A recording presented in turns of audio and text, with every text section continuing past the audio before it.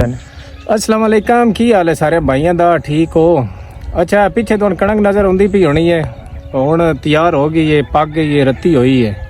तो ये अंजे नहीं रत्ती हुई, इहदे साडा खून पसीना लग्या है, तां जिहड़ा ना तैयार हुई है। तो ये जो तैयार हो गई, हुण सारिਆਂ ਦੇ अंदर कीड़ा जिहड़ा ना सस्ती कणक आ जिहड़ा वो जाग गया है।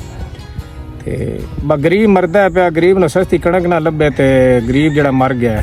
तो उन्होंने वास्ते भाईजान साढ़े जिमीदारां दे जहाज़ को नहीं चलते पे, एडे सी शहनशाह हो भी है ना, तो असीं मिट्टी गड्ढे वे रूई ही ना।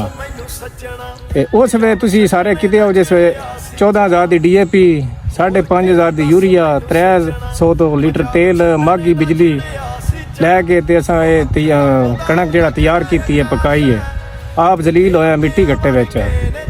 ते हुण तुहानूं सारिਆਂ ਨੂੰ कीड़ा बन गया जी, रेट जिहड़ा वो सस्ता होवे, गरीब मरदा पिया। इहदे विच होर कुछ भी नहीं। तो अगले साल इंशाअल्लाह जिहड़ा ना तुहानूं कणक नहीं दिसन लगी होंदी, अगे 2-3 साल पिछा जा भी है ना, एक कोई कणक का बुरहान आया, उस भी रेट कोई नहीं।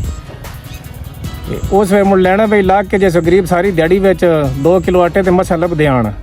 ये वक्त इंशाअल्लाह अगले साल मुड़ आने वाला है। हुण ते दुआन चलो लभ जा सकदी सस्ती या मागी जिहड़ा भी रेट होया, यही रेट रहा ना जिहड़ा गवर्नमेंट दा तय। ते मुड़ इंशाअल्लाह तुसीं अगले साल दुआन जिहड़ा ना 10,000 तो एक मण भी नहीं कणक लभण लगी। ये भी गल गारंटी है, क्योंकि जिस वे सादा सिंपल जी गल है, सांझे जिस वे कणक च बचना ही कुछ नहीं जिमीदार नूं। असें ला के करना की है, असीं अपने खाण वास्ते गड्ढां दे, बाकी होर फसलां बड़ियां ने, काफ़ी सारियां ने, वो गाड़ लांदे, कमाद ला लांदे, या कमाद का भी ना रेट होया, होर काफ़ी फसलां ने उहदे बह जांदे। जिस चीज़ च फायदा ही नहीं, सानू जलील होने की लोड़ केड़ी है। और इतजाज ये वो ये किसाना को नहीं करना भी ना ही होंदा, किसाना को ना है साडी गवर्नमेंट करन देंदी है। बाकी ये बस जिमीदार नूं फायदा ना होया इस चीज़ कणक चो, ते असां को नहीं अगों गढ़नी।